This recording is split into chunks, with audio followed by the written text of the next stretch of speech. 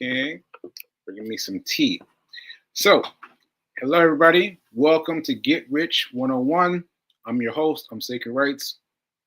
I'm a man who survived a stroke, a hemorrhagic stroke, which is the king, if you want to call it that, of the strokes.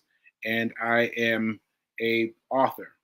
I'm an author and the most recent author of this book, Hack Your Pain Now. Hack Your Pain Now. So check it out, check it out, check it out. And you can hear me talk about my life and times on other speeches as I give them. All right. So thanks to New Thought Media Network for giving me the space and opportunity to grow. Thanks to Feed King. Thanks to Reverend Mel for being my advisors and giving me all the great things they give me. And yeah, there we go. There we go. And don't forget that what I'm giving you is a sample of what I'm doing for me. What you need to do for you has to be tempered with your own sample, your own knowledge. All right. So don't just go out here and try to do what I do and get mad at me. All right. I'm doing what I do for me. All right.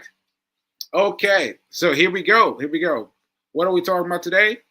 Today we're talking about what to do with money.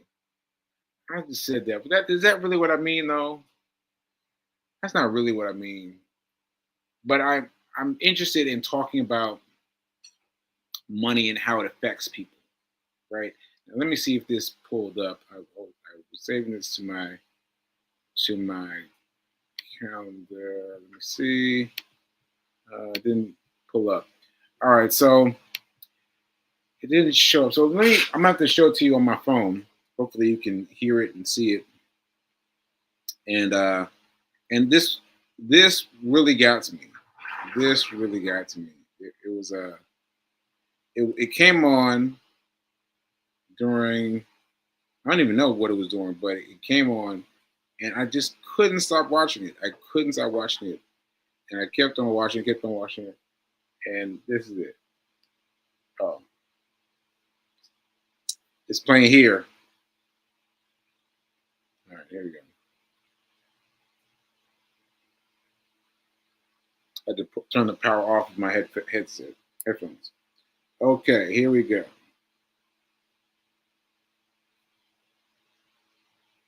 a millionaire. Of course I'm a millionaire. Of course I don't drive a Lambo to impress others. I'm a millionaire. Of course I fly economy to save money on flights. I'm a millionaire. Of course I don't upgrade my phone every year to flex. I'm a millionaire. Of course I dress for comfort, not validation. I'm a millionaire. Of course I post about it online to inspire others. I'm a millionaire. Of course I don't drive a Lambo to impress others. I'm a millionaire. Of course I fly economy to save money on flights. I'm a millionaire. Of course I don't upgrade my phone every year to flex. I'm a millionaire. Of course I dress for comfort, not validation. I'm a millionaire. Of course I post about it online to inspire others. I'm a millionaire. Okay, so I let it play a couple times.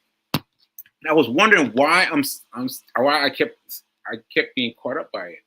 I kept being caught up by it, and then it hit me that I don't do most of those things.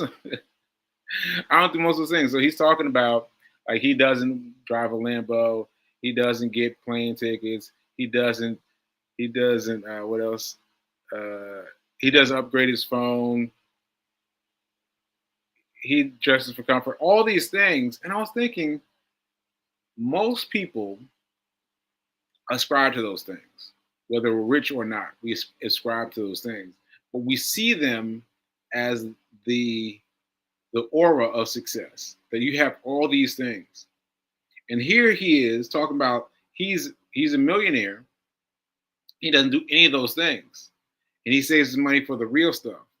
I was thinking that's interesting because like that's not quite where I am, right? Like I can get with him on the car, I can get with him on the cell phone, I can get with him on the plane tickets. I gotta let him go on the plane tickets. I've decided to model myself after someone who flies first class all the time. That's what I'm modeling. But what I thought was funny was the phone. He does not buy the new phone to to just have it. And I was thinking about that, and I was like, it reminded me of when I moved into this fancy building and I bought an iPhone. Now, I did not need the phone. I did not need a phone. I did not need any phone. I just bought an iPhone because I was in this fancy building. And I was like, ooh, I got to feel like I belong. And I bought an iPhone just like that. Just like that. And so that, that, that, that, I don't know what to call it, but that desire to buy stuff, so that you look on par with everyone else is deep. Is deep because I'm telling you, I bought a phone. I bought an iPhone just to feel like, well, there's more iPhones on the elevator. I gotta get one too. You know? And now I don't care. I don't care because I'm putting my money to Charles Charles Schwab. Charles Schwab. Thanks, P. Thanks, P. Charles Schwab. Because when I bought the phone, I didn't have any plan. I didn't have any plan. I was like, oh, let me just flex with everyone else, you know, and that got me. That got me. So that got me. That got me. And there was another one here that got me too. Let me show it to you. All right, let me get this. Okay. Oop. I gotta. So this one is what happened to $10,000 invested in stock versus a bank account. So you see that? You see that? So it's what happened in the stock market versus your bank account, like your savings account, basically. So this is what happened. Now, this is funny. This is funny. So let me play this, and this is going to play. It's just no audio, just video. All right, here we go. Can you see that? Yeah. Oh no, you can't see it, can you? I don't know if you can read that or not. What the bank thing is doing versus the stock. I don't know if you can see that. So basically, at the end of it, so past 10, 20 years, past 25 years, past 30 years, past 40 years, past 50 years. All right, so after 50 years, your bank account started with $10,000, and it rose up to 123,000, right? And on the stock market side, it grew up to $740. $740,000. $740,000. Like that's a big difference. That took 50 years. Now there's lots of interesting things you gotta know about, whether you talk about the S&P, whether you talk about an individual stock, but still, basically, that's how much one outperforms the other. And this is important because in that same time, the stock, your bank account going up to 123,000, inflation is climbing. Inflation is climbing. Inflation is climbing. So that 123 isn't even 123 anymore. It still says 123, but it buys much less than what is available, right? So you can't spend.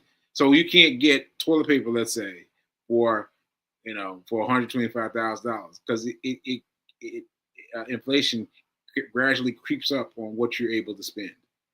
All right. So yeah, so that's a big one. That's a big one. Once again, a bank account takes $10,000 in over 50 years, will convert it to $123,000. It will be eaten by inflation. But if you took that same $10,000 and put it away in the stock market, your money would be $740,000 in the same amount of time, same number of years. Ashe. Now that reminds me of the third thing I want to show you, which is the S&P 500. I want to get clear with you on that. Okay, so this is the same guy. His name is Mark Mark Tilbury, and he's going to explain. He's going to explain the the S&P 500 to you. All right. Be a millionaire. Tell me the. All right. Here we go. If you're really a millionaire, tell me the 3 best stocks to buy to get rich. Well, actually, I'm going to give you 503 you should buy. Isn't that going to take a while? Well, just remember VOO if you're in the USA or VUAG if you're in the UK. Wait, what are you talking about? These are index funds that track the S&P 500, and by buying one, you get a slice of 503 of the top US companies such as Tesla, Amazon, Google, and Meta. If you're really a millionaire, tell me the 3 best stocks to buy to get rich. Well, actually, I'm going to give you 503 you should buy. Isn't that going to take a while? Well, just remember VOO if you're in the USA or VUAG if you're in the UK. Wait, what are you talking about? These are index funds that track the S&P 500, and by buying one, you get a slice of 503 of the top US companies such as Tesla, Amazon, Google, and Meta. If you're really right. Tell me the 3 best stocks to buy to get right. So I've talked about S&P a lot. I've talked about S&P a lot, the S&P 500, because it's such a good deal. It's such a good deal. There he is talking about the fact that it's such a good deal, and he talked about some index funds. It doesn't really matter as long as you're buying into the S&P 500. Like you can buy it straight. Like when I was buying the S&P 500, I was buying it through, I think I was through Robinhood, and I put a little bit down, a little bit down, a little bit down, a little bit down, all the way to reach one share. One share was about $400. I put a little bit down, a little bit down, a little bit down, a little bit down, and I get one full share. And I was like, wow, I got one share. Let me do 2. And then I put money down, put money down, put money down, put money down, and get a second share. And so what you get when you buy a share is 503, according to Mark Tilbury. You get 503, a basket of 503 stocks, like Tesla, like Google, like these big companies, the biggest companies in America. And you get some of all of them, like like you can't beat that. You can't beat that. So that's your best bet as far as stocks is concerned.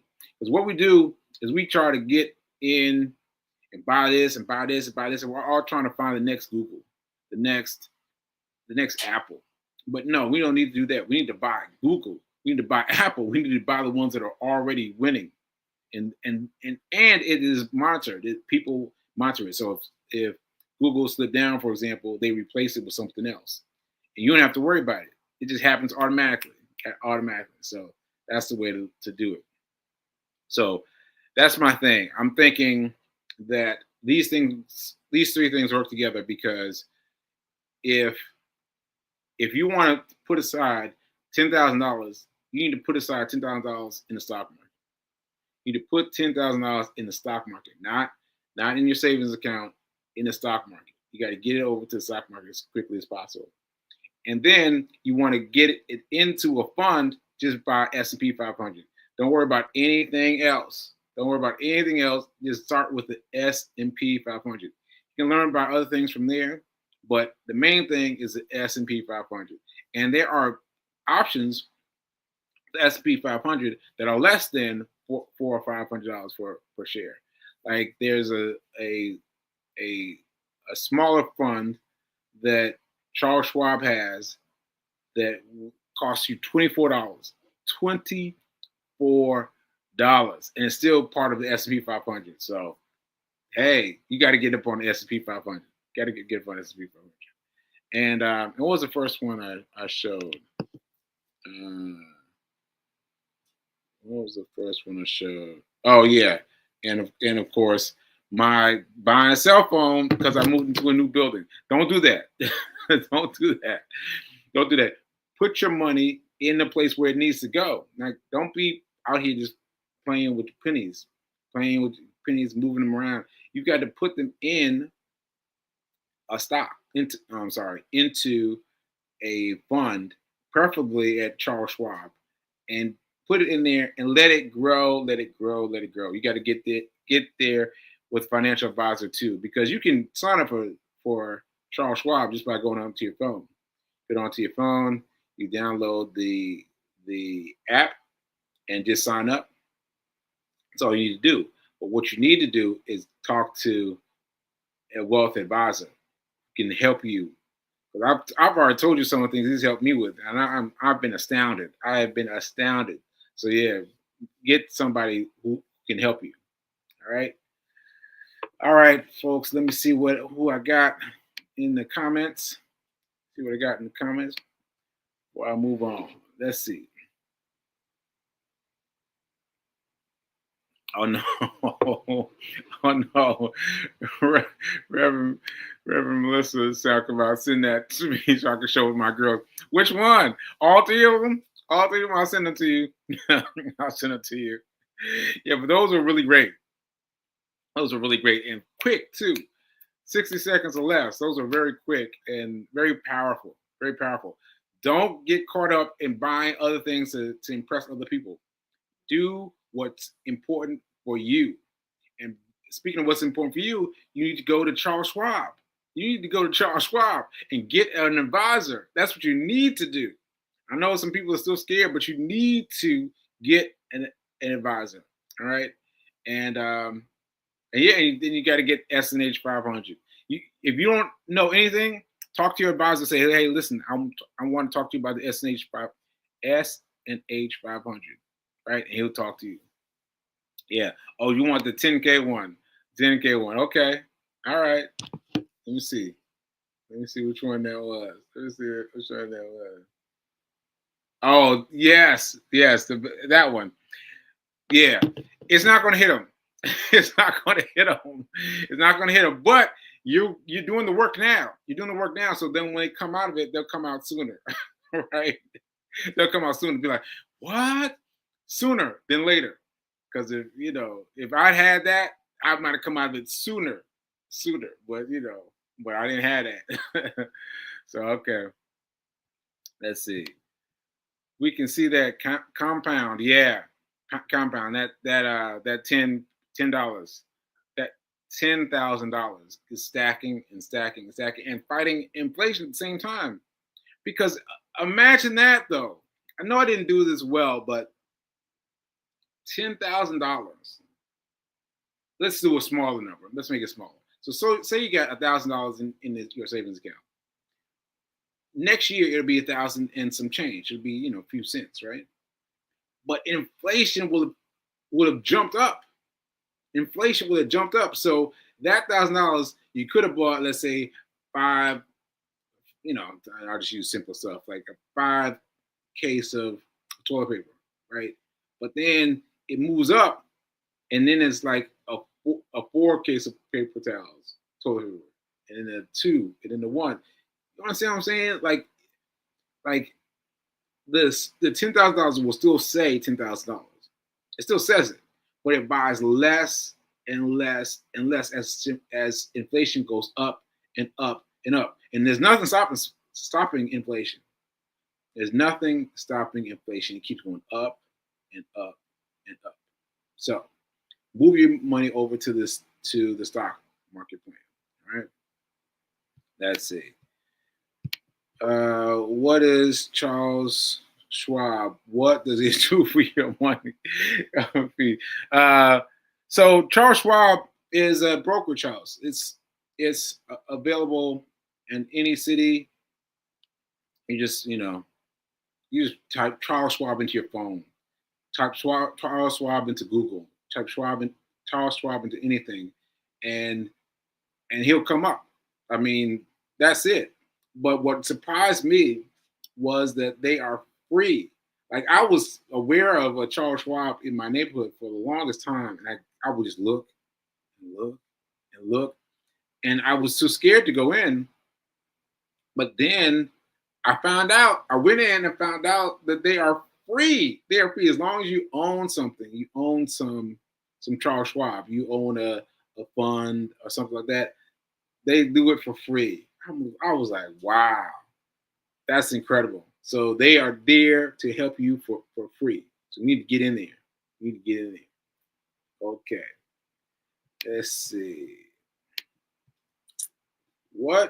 Can you buy today with $10? Not be the same amount in 5 years. You will not be able to buy the same purchases for $10 later versus what you can buy with today. Yeah, you can't buy it. Yeah, thank you, Fee. So $10 will not be the same amount as it is now, 5 years from now. You know what I'm saying? Like it still says it on your bank statement. It still says it on your bank statement, and that got me for a long time. So I want to be clear about this. It will still say on your bank account, $1,000, $2,000, $3,000, but it's not giving you a rundown of your inflation. It's not telling you that. So that is being sucked. That is being sucked away by the inflation. So you cannot buy the same amount of things. You cannot buy the same amount of things from your money stored up in a savings account.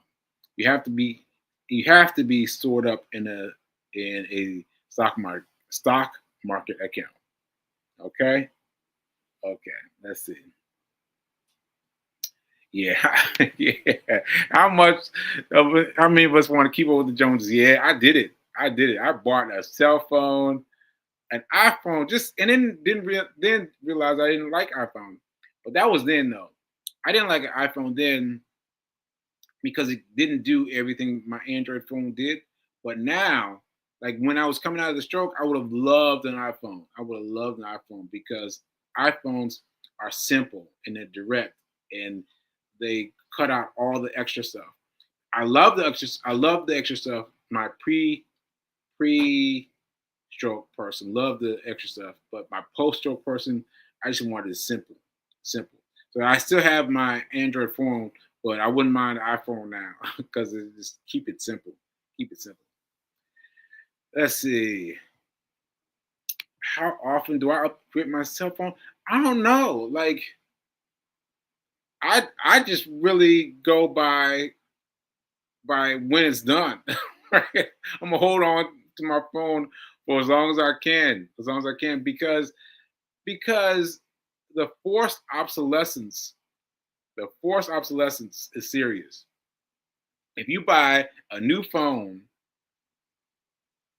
that phone will be deleted by next week. You know what I mean? Like it's crazy how the phone degrades itself almost automatically. So I do not buy new phones anymore. I buy older phones because I'm getting a good phone for less than what it. You know what I'm saying?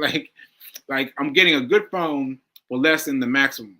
Because if you get by the maximum, you're just paying for extras. You're paying for hoo ha ha, something like that. But anyway, I digress. I buy my phones very rarely when when the when they became when they become. I don't know why I can't get that out. I don't know why I can't get that out. Ah, Ashe, Ashe. Let me move on. Let me move on. Let's see. Let's see. What else is P. King saying? Things we think millionaires don't do, yet are aspiring to be a millionaire, think they ought to be able to do. Yes, yes. I mean, we do all those things, right? We assume that a millionaire is driving the Lamborghini, taking the first class seats, and all those things. But really, you have to choose what's important to you. The most important thing to you needs to be putting money into Charles Schwab. That needs to be your number one, right? Your number one. And yeah, I was just thinking, there's this friend of mine. We had talked about this stuff a long time ago. Well, a long time ago is relative, but a long time ago, in such that I did not have the body of information I have now. So I hit her up, said, "Hey, do you have a financial advisor?" So just making sure she has a financial advisor.